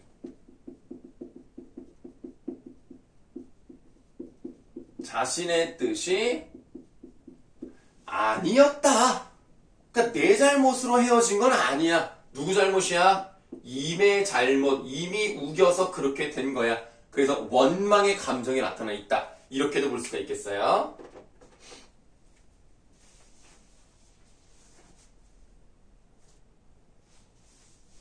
자, 이번에는 사연 보도록 하겠습니다. 옳하, 아련, 비올하 라고 되어 있네요. 하자가 들어갔으니까 무엇인가를 부르는 것과 연결되어 있어요. 네, 올이 뭐냐면 오리입니다. 오리야, 어린 비오리야 라고 되어 있는데요. 이 어린이라는 말 왼쪽에다가 어리석은 이렇게 한번 써보시면 지금 비오리에 대해서 좀 비판하는 내용으로 하시면 돼요. 아유, 이 오리야, 이 멍청한 오리야, 또는 불쌍한 오리야, 왜 그렇게 사니? 뭐 이런 느낌입니다. 그럼 이 비오리에다가 네모를 해보시고, 비오리는 오리의 일종입니다. 그냥 오리랑 같은 거예요. 오리가 과연 누구이길래 이렇게 비유적인 표현을 썼을까? 그럼 지금 이 내용을 봤을 때, 이 비오리는 누구일 가능성이 높겠어요? 아마도 사랑하는 임일 것입니다. 근데 그 임이 어떤 잘못을 했길래 이렇게 비판하는 내용이 나오는지를 보도록 할 거예요. 근데 이제 문제가 뭐냐면 고려 가요가 해석이 잘 안 되는 부분들이 있어요. 우리 청산별곡도 보시면 가던세 요 부분도 이게 잘못된 글자인지 의도를 했던 건지 모를 수 있었고, 그 다음에 애정지라고 외딴 부업은 아예 해석이 안 돼요. 남아작의 구조기도 마찬가지입니다. 해석이 좀 안 되는 부분들이 있다는 거예요. 그런 것처럼 이 부분도 조금 해석이 잘 안 되는 부분인데, 그래서 이 부분에 대한 여러 학자들의 말이 많습니다. 이렇게 해석해야 된다, 저렇게 해석해야 된다, 그런 게 있는데 그 중에서 가장 유력한 설을 알려드리도록 할게요. 이 오리는 물이 있어야 돼요. 물론 물 밖에서도 살지만 물이 있어야 물고기도 잡아먹고 그러잖아. 그래서 여울, 물이 흘러가는 곳이에요. 여울란 어디 두고, 자, 여울은 어디에 두고 소해 자라온다, 못에 자러 오느냐. 자, 시적 화자가 여기 있으니까 당연히 온다고 표현하는 것은 시적 화자와 연못이 연결될 거라고 느껴지죠. 그러면 내가 연못이면 여울은 뭐겠습니까? 다른 곳에 있다가 왔죠. 뭐겠어요? 다른 여자라고 보는 거예요. 그래서 다른 여자랑 놀다가 왜 갑자기 나한테 왔어? 라고 얘기하는 거죠. 예, 그러니까 그 다음 대사가 이제 조금 이상한데, 못이 얼면 여울도 좋거니 여울도 좋거니, 이 부분이 시적 화자가 하는 말이라면 이렇게 해석을 합니다. 야, 너 딴 여자 좋아서 갔는데 왜 다시 나한테 왔어? 너 예전에 내가 좀 마음에 안 든다고 그래서 그 여자한테 갔잖아. 그러니까 못이 얼었더니 여울이 좋았냐? 내가 좀 그렇게 말을 했다고 그 여자한테 가는 거야? 이렇게 해석을 하는 경우가 있고요. 이 마지막 행만 남자의 이야기라고 본다면, 아이고 오랜만에 왔더니 또 쌀쌀 맞네. 아이 못이 얼면 다시 여울로 가지 뭐. 이런 느낌. 그래도 못이 얼면 여울도 좋으니까 그걸로 가자. 이렇게 해석도 하고, 어쨌든 둘 사이가 좋지 않고 임에 대해서 비판하는 내용일 가능성을 한번 생각해 보겠습니다. 정확한 해석이 안 돼서요, 이렇게 두 가지 정도로만 말씀을 드리도록 하겠습니다. 자, 이제 오연입니다. 남산의 자리보와, 남산의 동그라미 하세요. 왼쪽이든 오른쪽이든 아무 데나 하세요. 옥산을 벼여 누워. 옥산을 베고 누운 거예요. 옥산도 동그라미. 금수산 동그라미 하세요. 금수산 니불 안에. 이 금수라는 것이 비단으로 수를 놓은 걸 말합니다. 그 비단에 이렇게 뭐 바느질 같은 거 침을 이렇게 놔가지고 예쁘게 꾸미는 거 있잖아요. 그걸 이제 금수라고 하는데 금수산 이불 안에라고 되어 있습니다. 그럼 실제로 여러분들 남산을 잠자리로 삼고 옥산을 베개로 삼고 금수산을 이불로 삼을 수는 없는 거예요. 그런 것들을 비유적으로 그냥 나타낸 거죠. 그래서 지금 이 부분은 사랑의 공간입니다. 그냥 이 정도로 해석하시면 돼요. 별로 안 중요해요. 그런데 사향각시를 안아누워. 사향각시의 뜻은 뭐 밑에 나와 있습니다만 그냥 읽어보시고요. 그냥 아름다운 여인, 이 정도로 보시면 됩니다. 이 사향이라는 말이 원래는 그 사양 노루에서 나오는 특이한 향이 나는 뭐 이제 그런 건데요. 뭐 이런 거를 해석할 필요는 없는 것 같습니다. 그냥 아름다운 뭐 향이 나는 그만큼 외모가 뛰어난 뭐 이런 여인 이렇게만 해석하시면 되겠는데 각시는 남자일 수가 없잖아요. 그러니까 이제 각시를 여자라고 본다면 사양각시를 안아누워 약든 가슴을 맞추옵사이다 라고 되어 있는데요. 지금 이 부분은 약든 가슴, 그 약이 이제 사양이라고 보는 거예요. 그래서 우리 향기롭게 서로 이제 가슴을 맞추고 뭐 누웁시다 뭐 이런 내용인데요. 조금 수위가 높죠. 그러면 우리가 지금 여기서 시적 화자의 소망이 나왔다는 것은 알 수가 있는데 이 말을 보니까 여자를 안고 누웠으면 시적 화자가 뭐라고 봐야 돼요?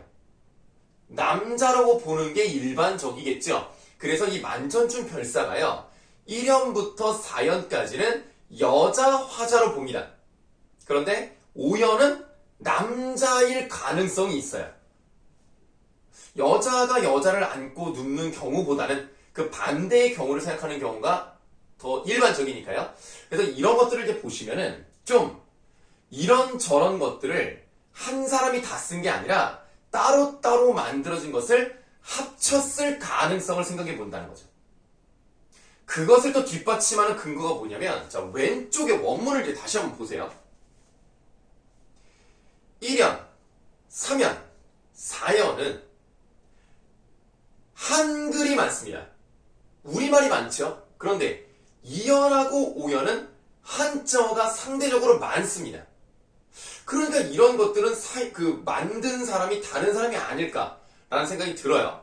그러니까 이런 것들은 이제 여러 가지 이제 모아놨을 것이다라고 추측하는 근거가 바로 거기에도 있는 겁니다. 마지막 6연이 한 줄이 있는 거예요. 아소디마. 이것도 비슷하네.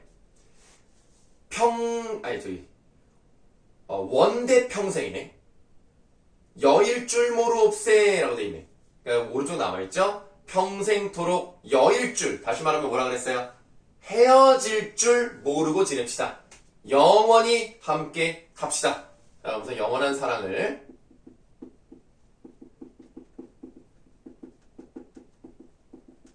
소망하는 이야기다.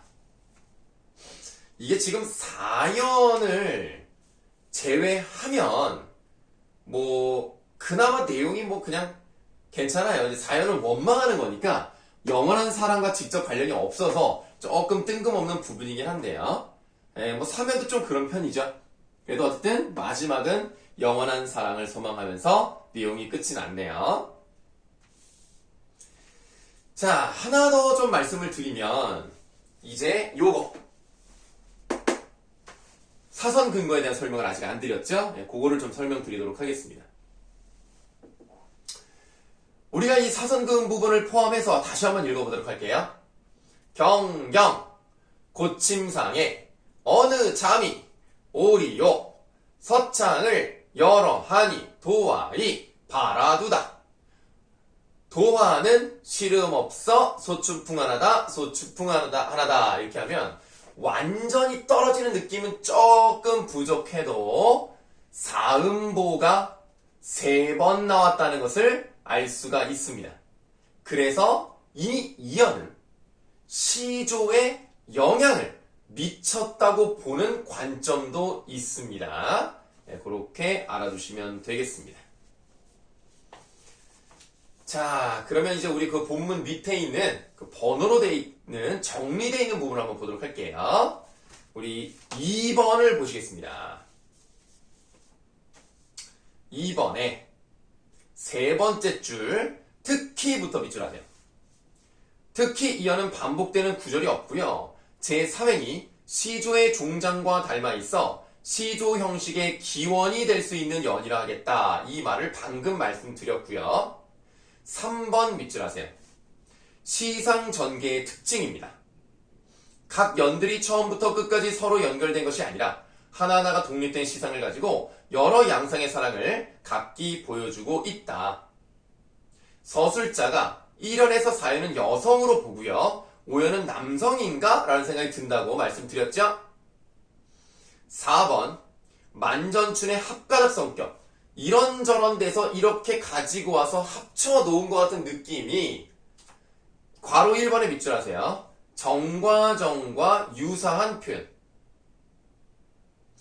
벽이 더시니 니러시니가 요게 나왔다는 거죠. 넋이라도 님과 한데 그것도 비슷하죠. 네, 그렇게 보시면 되겠습니다. 자, 여기도 마찬가지로 밑에 있는 확인 문제가 숙제가 되겠습니다. 이렇게 하면 우리가 고려가요 부분이 다 끝이 났어요. 그럼 이제 그 뒤에 경기체가가 있는데요. 경기체가는 여러분들 이번 동영상 말고 다음 동영상에 나올 겁니다.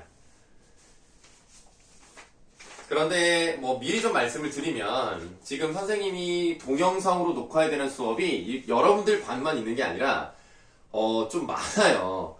그리고 이제 실시간으로 수업도 해야 되는 그런 부분도 있어요. 그래서 여러분들 지금 녹화 영상을 이제 하게 됐고요. 그리고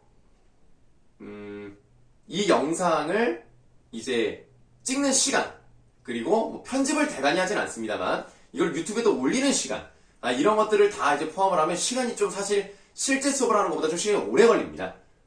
물론 여러분들 영상 찍는 것 자체는 여러분들이 생각하는 것보다 좀 줄을 수는 있습니다만 사실 여러분들 지금 2시간 30분 정도를 지금 생각하고 영상을 찍고 있거든요. 그러면 보통 우리가 학원에서 하는 수업과 거의 비슷한 진도를 나갈 거라고 보고요. 오히려 더 나갈 수도 있어요. 왜냐면 이게 얼굴을 보면서 수업을 하면 뭐 이제 질문도 하고 대답도 듣고 뭐 이런저런 얘기를 할 수 있는데 영상은 지금 여러분들 느끼셨겠지만 그냥 주구장창 수업만 하거든요. 자, 그래서 서연아, 할만하니? 잘하고 있겠지? 아마 이거 집에서 들어서 더 편할 수도 있어요. 네.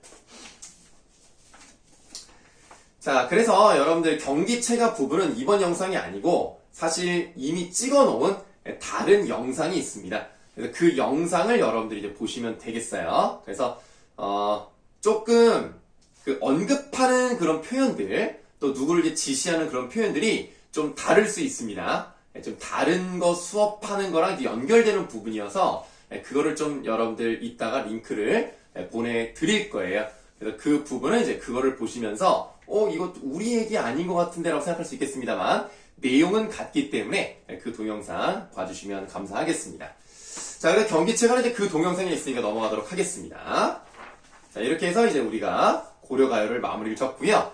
우리 그때 시조를 하고 있었으니까 그 시조 또 뒷부분을 좀 이어서 보도록 하겠습니다. 영상이 지금 원컷으로 가려고 좀 길게 하고 있는데요. 여러분들 힘드시면 중간에 멈추셔도 상관없습니다.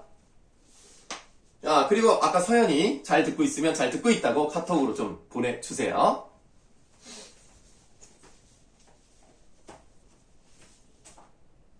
문자로 보내도 돼.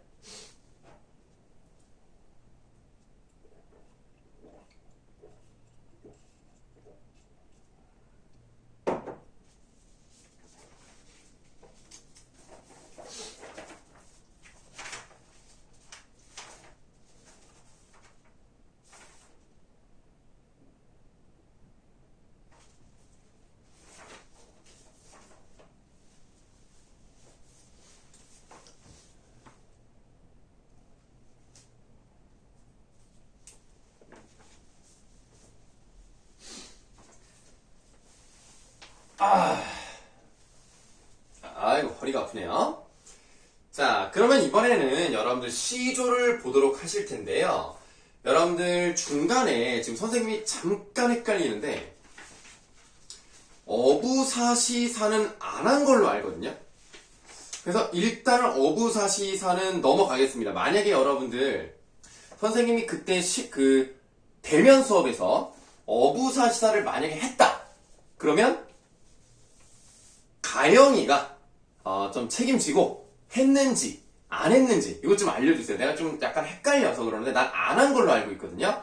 혹시라도 했으면은 상관이 없는데 안 했으면 이제 다음에 여러분들 수업을 해줘야 되거든요. 이게 이 부분은 좀 중요해서. 그래서 여러분들 그냥 안 했는지 했는지 그 가영이가 좀 선생님한테 카톡 좀 보내줘.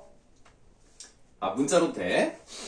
자, 그럼 이제 우리가 시조를 이제 쭉 넘어가다가 어디까지 했냐면요.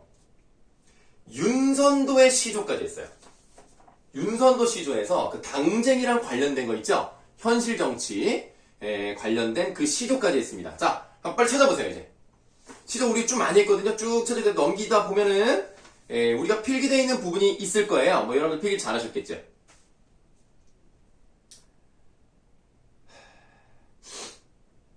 그래서 필기 돼 있는 그 다음부터 찾았다고 생각을 하고 다음부터 하도록 하겠습니다.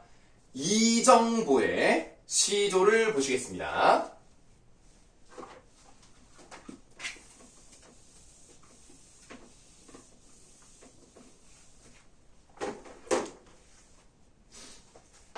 국화야 너는 어이 3월 춘풍 다 보내고. 보세요. 여러분들 기억할지 모르겠는데 국화가 언제 피어요? 국화는 가을에 핍니다. 좀 아마 못 맞춘 사람도 있을 거예요. 국화는 가을에 피는데 가을이 어때요? 춥죠? 그러니까 국화야 너는 어째서 3월 춘풍을 다 보내고. 3월 춘풍 네모 3월 춘풍 다 보내고. 그럼 이때는 뭐예요? 3월의 따뜻한 봄바람이니까 평온한 시절이야.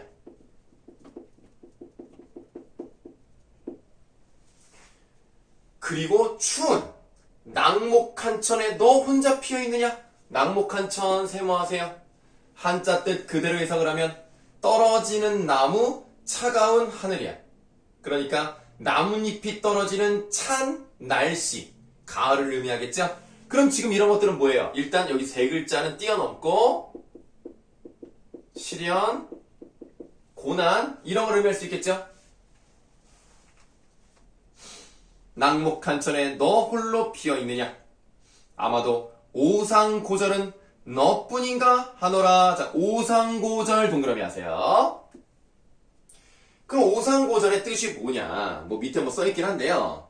이 오상이라는 것이 된 설입니다. 그러니까 그냥 설이가 아니고 아주 그냥 지대로 내린 설이 있죠? 그걸 이제 오상이라고 하는데 그때 외로운 절개를 지키는 거. 너밖에 없구나. 그러니까 이 국화도요.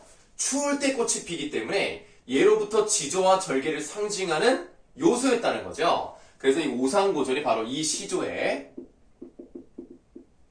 핵심 어에 해당이 됩니다.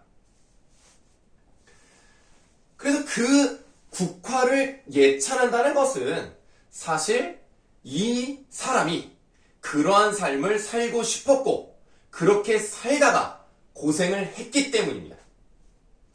이정보라는 사람이요 아주 강직한 사람이에요. 할 말 있으면 다 하고요 잘못됐으면 다 지적하는 사람입니다. 그러면 언제나 저쪽 반대파가 싫어한단 말이에요. 그러면 어떻게 돼? 파직을 여러 번 당하고 유배를 가고 그랬겠죠. 그래서 자기 자신을 이렇게 국화에 비유를 해서 나타내는 겁니다. 그러면 아까 여기에 세 글자를 빼놓는다 그랬죠. 그럼 그냥 시련이기보다는 어떤 것도 의미가 투영될 수 있다. 정치적인 시련과 고난을 의미할 수도 있겠구나. 이렇게 보시면 됩니다.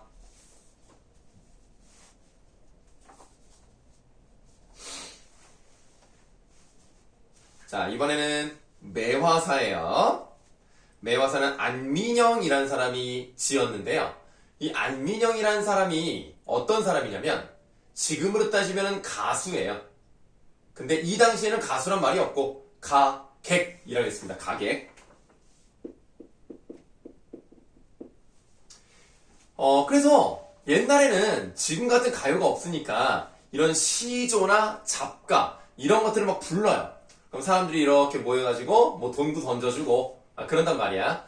그래서 이제 뭐 그런 거로 먹고 사는 그런 사람인데 이 사람이 그런 시조를 다 모아가지고 이렇게 좀 책이라던가 이렇게 묶음집을 이제 만들죠. 이 매화사는요 느낌부터가 딱 오죠. 뭔가 지조와 절개 뭐 이런 거랑 관련된 내용인가 이렇게 볼 수가 있겠습니다. 그러나 이제 안민영이라는 사람이 뭐 양반 출신이 아니기 때문에 임금에 대한 충성까지는 나오진 않고요. 그냥 그 모습 자체가 아름답다. 그 시련을 이기고 꿋꿋하게 굳건히 꽃을 피우는 게 참 대단하구나 라는 예찬이라고 생각하시면 되겠습니다. 원래는 여기 써있는 것처럼 8수로 이루어져 있는데요. 여기서 2수만 보도록 하겠습니다. 어리고 성긴 가지라고 되어 있는데요. 이 어리고가 우리가 보통 어리석다 이렇게 생각을 하죠. 틀린 말은 아니지만 문맥상 연약하다라고 해석하는 게 더 좋을 것 같아요. 연약하고 성긴 가지 그게 바로 매화죠. 너를 믿지 아니었더니 자 너라고 돼 있으면은 뭐예요? 의인화가 되어 있는 거고요. 너를 믿지 않았다는 얘기는 얘가 좀 연약해 보여. 그리고 원래 매화가 벚꽃처럼 빽빽하게 피지 않아요. 듬성듬성 핍니다. 그래서 성그럽다 이렇게 표현을 하는데 너를 믿지 않았어요. 에이 얘가 필 수 있겠어? 라고 생각했다는 거죠. 그런데 눈 기약을 눈이 지켰어요. 이게 지금 여러분들 매화가요 눈이 올 때 피지는 않습니다. 보통 매화가 피는 시기가 눈 오는 시기에도 좀 뒤거든요. 그러니까 3월 20일 정도에 매화가 핀다고 말씀을 드렸죠. 그러면은 그때 눈이 잘 안 오긴 해요. 여기서 말하는 눈이라는 것은 꽃봉오리가 있을 때부터를 얘기하는 것 같습니다. 그래서 그 눈이 올 때 또는 눈이 내릴 때부터 약속을 해놓은 거죠. 꽃봉오리가 피었고 그리고 그게 꽃을 피운다 이겁니다. 그래서 눈 속에서의 기약, 눈 내릴 때 꽃을 피우겠다는 그런 약속을 능히 지켜서 두세 송이 피었구나. 아담하네. 막 화려한 건 아니지만 그래도 약속을 지키는 그런 모습이에요. 촉 잡고 촛불을 잡고 가까이 사랑할지 가까이 가서 이제 향을 맡아보겠죠. 암향조차 부동터라 라고 되어 있습니다. 암향이라는 것은 은근한 향기예요. 원래 이 암자가 이제 어두운 거긴 한데 여기서는 이제 어두운 향기라고 표현하면 안 되잖아요. 잘 드러나진 않지만 은근히 극히 풍기는 향기를 암향이라고 하고요. 부동이라는 것은 떠서 움직인다. 그런 향이 났다 정도로 해석하시면 되겠습니다. 그래서 지금 여기서는 매화가 어떤 것을 강조하는 거냐? 매화의 무엇을 강조한다? 고결함 또는 고고한 정신 이런 것들을 의미한다. 이렇게 보시면 돼요.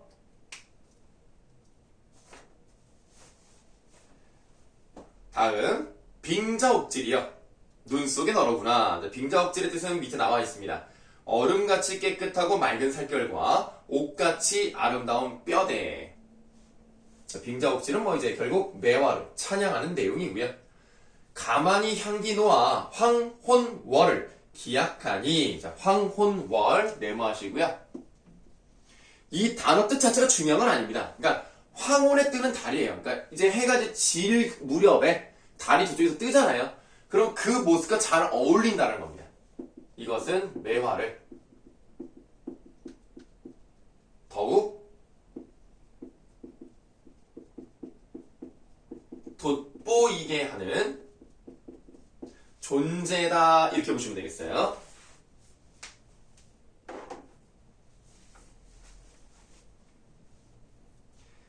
아마도 아치고절은 너뿐인가 하노라. 아치고절이 또 나와있네. 아담한 풍치와 높은 절개인데요. 아담한이라는 표현보다 선생님이 봤을 때 그 밑에 하나 더 쓰세요. 우아한 풍치와 높은 절개를 보시면 되겠습니다. 네, 이렇게 하면 여러분들 이제 자연 예찬 쪽 소주제는 끝이 났어요. 물 좀 마실게요.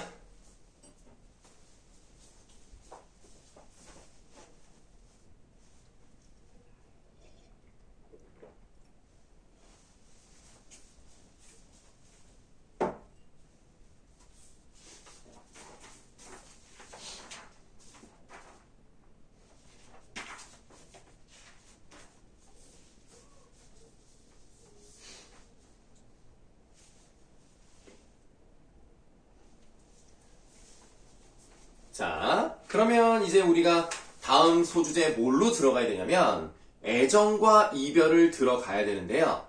아까 선생님이 다른 동영상이 있다 그랬죠? 그래서 그 동영상에서 이 애정과 이별 부분에 이제 어느 정도까지는 녹화를 해놨어요. 그래서 그 영상을 이따 이제 보시고 우리는 그 영상 뒷부분, 그 뒷부분을 좀 먼저 하겠습니다. 그래서 순서가 조금 왔다 갔다 할 수 있는데 좀 이해 좀 부탁드릴게요. 자, 여러분들 지금 보고 계신 그 애정과 이별이라고 써있는 요거 있죠? 여기에서 선생님 필기 열심히 잘해놨죠? 자, 여기에서 자 넘어가세요. 이렇게 넘어가시다 보면은 이렇게 넘기다가 보시면은 선생님이랑 편집이 조금 달라요. 약간 좀 다르긴 한데 창밖이 어른 어는 학원을 여기까지가 이제 그 다음 동영상에 있습니다. 그래서 그 다음에 보시면 귓돌이 저 귓돌이가 있습니다. 요거를 먼저 볼게요. 그래서 여기서부터 일단 3개를 보시고 그다음 이 영상이 끝나고 다른 동영상을 보시면 경기체가 부분하고 이 앞부분의 시조가 있으니까 조금 왔다 갔다 하시는 수고가 있어도 좀 이해 좀 부탁드리겠습니다. 선생님 오늘 또 뒤에 또 뭐 수업이 또 있어가지고 네, 좀 그렇게 부탁 좀 드릴게요. 자, 그럼 이제 귓돌이부터 읽어보도록 하겠습니다. 자, 귓돌이 저 귓돌이 애엿보다 저 귓돌이 라고 돼 있어요. 자, 귓돌이 A죠? 귓돌이 A고 어엿보다 자, 어엿보다가 뭐예요? 불쌍하다, 가엾다. 저 귓돌이 이렇게 AABA의 구조를 가지고 있습니다. 이거는 여러분들 사설 시조기 때문에 일단 기본적으로 초장 정도는 사음보로 잘 들어갑니다. AABA 구조로 가기 때문에 또 다른 운율 형성 나와 있는데요. 귓돌이 그 아무데나 그냥 동그라미 하세요. 이 귓돌이가 뭐라고 표현되어 있습니까? 어여쁘다, 불쌍하다라고 되어 있기 때문에 이 부분도 뭐라고 보셔야 돼요? 감정이입 이렇게 보시면 되겠죠. 그러면 지금 어떤 이유인지 모르겠지만 감정이입이 돼 있다는 것은 나도 결국에는 불쌍한 처지라는 얘기야. 그래서 동병, 상련 네, 요거랑 관련이 있죠.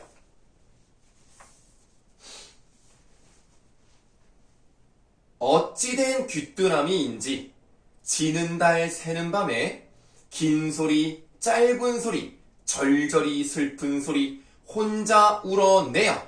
네, 울면서 사창이란 말이 나왔습니다. 이 사창 중요합니다. 예전에 한번 말씀드렸던 것 같은데 혹시 몰라서 다시 한번 말씀을 드립니다.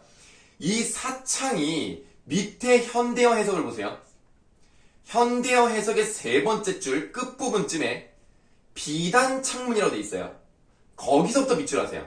비단 창문, 여자가 거처하는 방의 창을 미화시킨 표현입니다. 이거 기억하셔야 돼요. 왜냐면 남자 방은요 이렇게 아름답게 꾸미지 않아요. 여성의 방을 아름답게 꾸미고요. 그것을 비단을 둘렀다라고 표현을 하는 겁니다. 사창이란 말이 나왔다. 그럼 뭐예요? 시적 화자가 여자다라는 것을 알 수 있는 단서입니다. 사창은 꼭 기억하셔야 되겠고요. 사창이랑 비슷하게요. 벽사창. 푸른 비단을 두른 창이야. 그 다음에 좀 다르지만 옥창. 이것도 옥이니까 아름다움을 나타내는 거예요. 이런 게 나오면 시적 화자가 그냥 여자입니다. 그런 사창 여웬 잠을 그러니까 이제 설든 그런 잠을, 얕은 잠을 살뜰히도 깨우는구나. 알뜰하게 깨우는구나. 아주 그냥 깨알같이. 그러니까 사실은 잘 깨웠다 뭐 이런 건데 그런 뜻은 아니잖아요. 그래서 뭐가 사용된 거예요? 반어법이 사용이 된 거죠. 사실 잠을 깨우는 게 좋은 건 아니잖아요. 근데 그걸 참 잘도 깨웠구나. 알뜰하게도 깨웠구나. 반어적 표현입니다. 그런데 약간의 반전이라고 할까요? 두어라. 제 비록 미물이나. 근데 귀뚜라미는 뭐 작은 동물이니까 미물이라고 하죠. 무인동방에. 자, 무인동방 네모하세요. 자, 무인의 뜻은 아실 거예요. 사람이 없죠. 그럼 동방이 무엇이냐? 결혼한 남녀가 함께 쓰는 방이 동방이에요. 근데 이 무인동방은 어떻습니까? 자기 말고는 없어. 그냥 뭐야? 외로운 거지. 그런 감정을 보여주는 겁니다. 그래서 홀로 지내는 여인의 외로움이 드러나는 소재라고 보시면 돼요.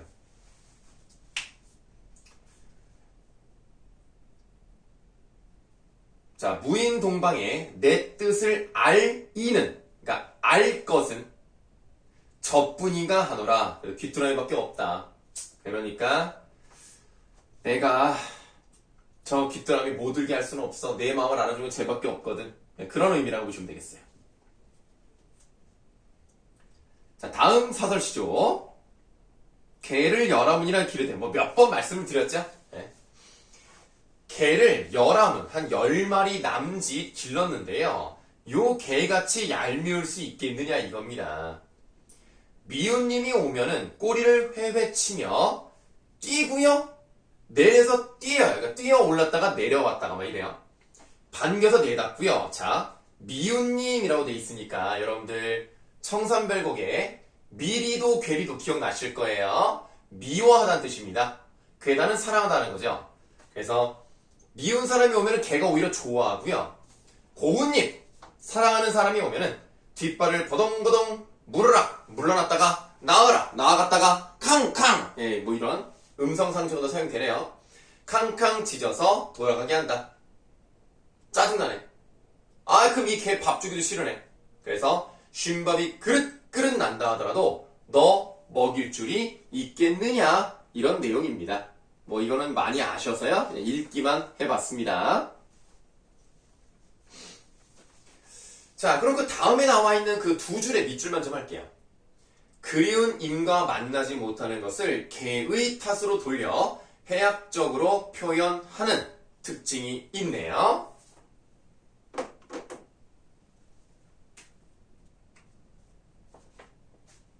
자, 그 다음 또 다른 사설시조가 나왔습니다. 나무도 바위돌도 없는 산에 매에게 쫓기는 까투리 안과. 가토리 동그라미 하세요.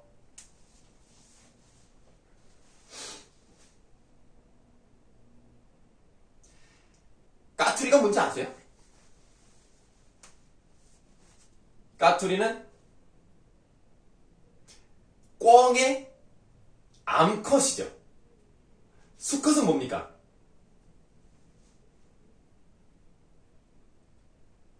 민서야, 수컷이 뭐냐? 장기예요. 네. 장기랑 까투리 정도는 알아두시면 그냥 좋은 거예요. 뭐 이게 뭐 시험 문제, 뭐 얘네가 수컷인지 암컷인지는 안 물어봐요. 근데 이게 꿩이구나. 그것만 아시면 돼요. 네, 까투리 안과. 그럼 이 까투리가 어떻게 했어요? 숨을 데가 없잖아요. 아니, 나무도 어마어마하게 많고요. 바위돌도, 내가 지금 뭐라 했죠? 미안해. 나무도 없고요. 바위돌도 없어요. 숨을 수가 없잖아요. 근데 매에게 쫓겨 얼마나 불안합니까? 초조하죠? 자, 그 다음. 대천바다. 아주 넓고 넓은 바다. 한가운데 일천석 실은 배에 곡식도 많이 실었어요. 노도 잃어버리고 닷도 잃어버리고 용총이라고 해서 그 배에서 이제 연결해놓은 굵은 밧줄 같은 거 있잖아요. 용총도 끊어지고요. 돛대도 꺾어지고. 자, 돛대 있죠, 돛대. 꺾어지면 아이고 바람도 못 받고 위험하잖아. 여기저기 막 계속 흘러다닐 거 아니야. 치도 빠지고. 자, 치라는 것은 여러분들 방향키 있죠. 이렇게 돌리면은 그 밑에 배 뒤에서 요렇게 이렇게 움직여서 방향을 결정하는 게 있단 말이야. 그것도 빠져버리고요. 바람 불어 물결 치고 안개 뒤섞여 찾아진 날에 갈 길은 천리만리 남았는데 사면이 거머 어둑, 이제 어둑어둑하고 저물어요. 천지정막하고요. 가치노을 떴는데, 가치노의 뜻은 이제 밑에 나와 있습니다. 사나운 파도가 치는데, 요렇게 해석을 해요. 수적 만난 도사공의 한과, 도사공, 동그라미 하시면 되겠습니다.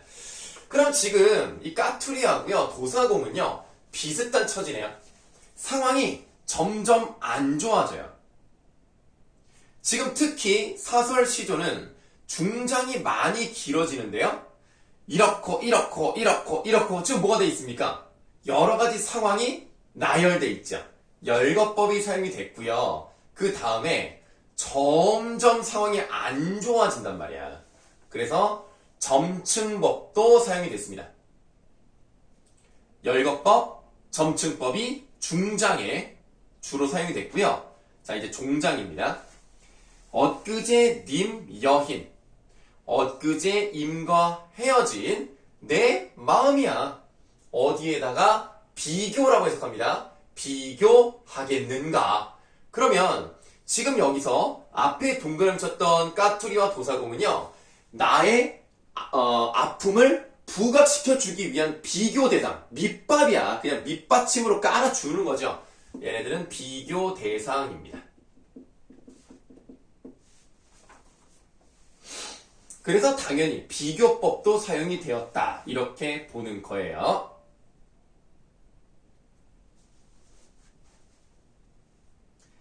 결국 자기가 제일 힘들다는 얘기입니다. 얘네들을 다 보여주는 이유는 얘네도 힘들겠지? 그런데 얘네들에 비하면 내가 더 힘들어. 이런 얘기예요.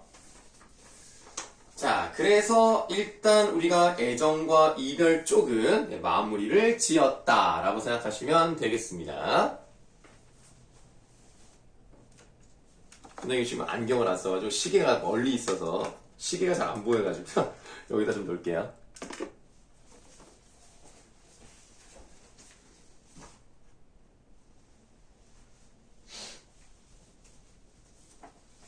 자, 그럼 우리 이제 풍자와 해학 쪽으로 가보도록 하겠습니다. 네, 좀 칠판을 지워야 되겠죠?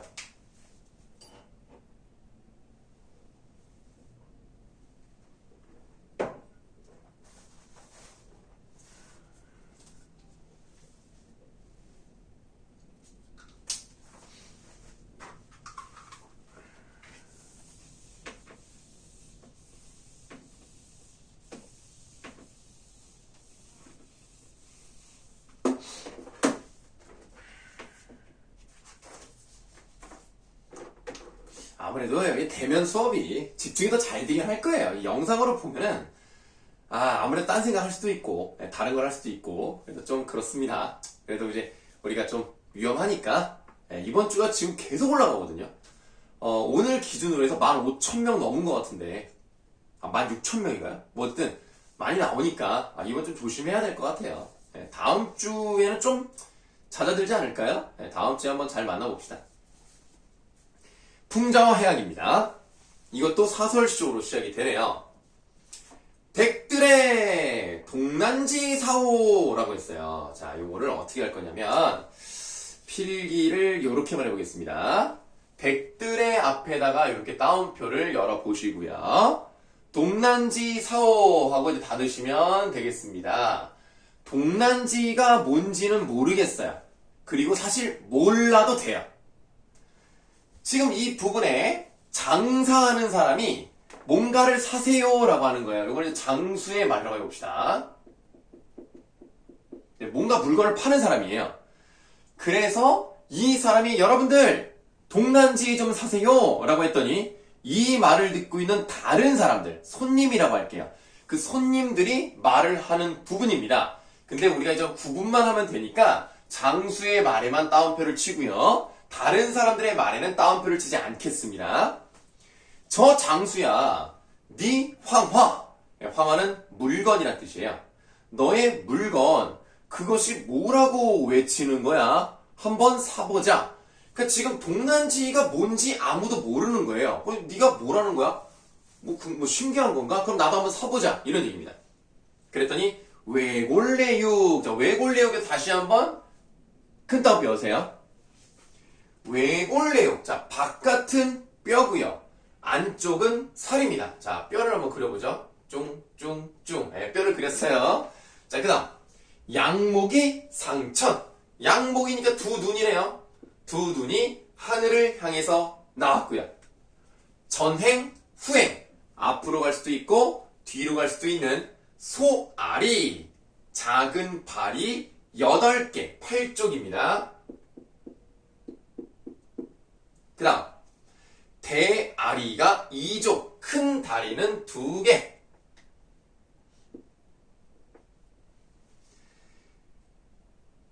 대아리 2족.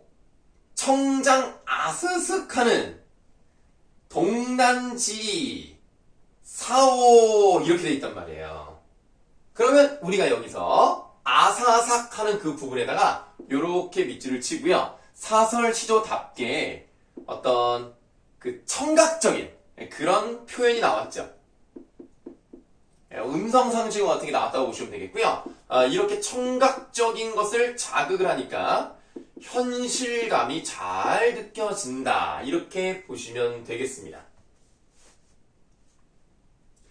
자, 그리고 아사삭하는 동난지 사오. 여기에서 이제 이렇게 장수의 말을 닫으시면 되겠습니다. 그러면 지금 이 부분에 한자어가 상당히 많아요. 뭐 거의 대부분이죠. 그래서 지금 이 부분에다 뭐라고 쓰시냐면 한자 어휘를 동원한